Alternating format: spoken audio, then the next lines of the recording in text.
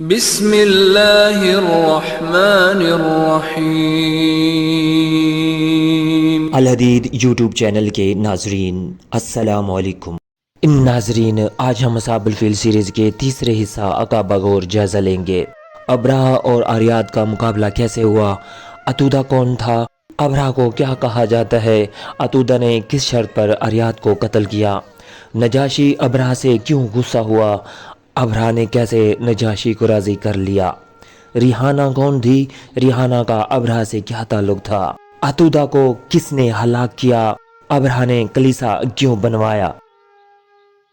محمد بن اسحاق کہتے ہیں کہ آریاد کافی عرصے تک اپنی سلطنت پر رہا، پھر ابرہہ آشرم کے ساتھ اپنی حکومت کے بارے میں منازعت و مخالفت ہو گئی۔ اس وجہ سے کچھ حبشی ابرہہ کی طرف ہو گئے اور کچھ آریاد کی طرفدار ہو گئے۔ پھر مقابلہ کے لیے میدان جنگ میں آئے۔ ابرہہ نے آریاد کو کہلا بھیجا کہ میں اس طرح سے فوجوں کا مقابلہ کروا کے ان کو ہلاک نہیں کر سکتا، آؤ پہلے میں اور تم مقابلے کے لیے میدان میں آئیں، اور جو بھی ہم میں سے مد مقابل کو ذک دے سکے تو ہارنے والے کی فوجیں بھی جیتنے والے کے پاس چلی جائیں گی۔ آریاد نے بھی اس شرط کو منظور کر لیا۔ پس پستہ قد، فربا بدن اور بد صورت نے خوبصورت، دراز قد، متوسط البدن آریاد پر حملہ کرنا چاہا تو اپنے پیچھے ایک غلام عتودہ کو کھڑا کیا تھا کہ وہ پیچھے سے آریاد کے حملے روک سکے۔ آریاد نے ابرہہ پر حملہ کرنا چاہا تاکہ اس کا سر اڑا سکے، مگر برچھی اس کے ابروؤں، ناک اور ہونٹوں پر لگی، مگر وہ قتل ہونے سے بچ گیا۔ تاہم معمولی زخمی ہوا، اسی وجہ سے اسے آشرم یعنی نکٹا کہا جانے لگا۔ پیچھے کھڑے غلام نے موقع پر آریاد کو قتل کر دیا اور کہا انا عتودہ، مطلب یہ تھا کہ تجھے ایک عتودہ نامی غلام نے قتل کیا ہے۔ اس کے بعد ابرہہ نے عتودہ سے کہا اپنی حاجت ظاہر کر۔ عتودہ نے کہا کہ نئی دلہنوں کو ان کے شوہروں کے پاس اس وقت تک نہ جانے دے جب تک میں ان سے اپنی ہوس کی پیاس نہ بجھا لوں۔ چنانچہ ابرہہ نے اس کی یہ خواہش پوری کر دی۔ اس کے بعد ابرہہ نے آریاد کی دیت دے دی۔ یہ سارا معاملہ نجاشی کی لاعلمی میں ہوا تھا۔ جب نجاشی کو خبر پہنچی تو سخت غضبناک ہوا اور قسم کھائی کہ میں تیرا سر کاٹوں گا اور تیرے علاقے کو روند کر چھوڑوں گا۔ ابرہہ کو جب نجاشی کے غیظ و غضب کا علم ہوا تو اسے ایک خط لکھا کہ میں تیرا بندہ ہوں، وہ بھی تیرا غلام ہے، حکومتی معاملے میں ہمارے درمیان نزاع پیدا ہو گیا تھا، میں اس پر غالب آ گیا اور اس کو قتل کر دیا۔ خط کے ساتھ نجاشی کی قسم پوری کرنے کے لیے اپنا سر مونڈ کر بال اور ایک تھیلے میں اسی کے شہر کی مٹی ڈالی اور بھیج دی تاکہ مٹی کو اپنے پاؤں سے روند کر اپنی قسم پوری کر لے۔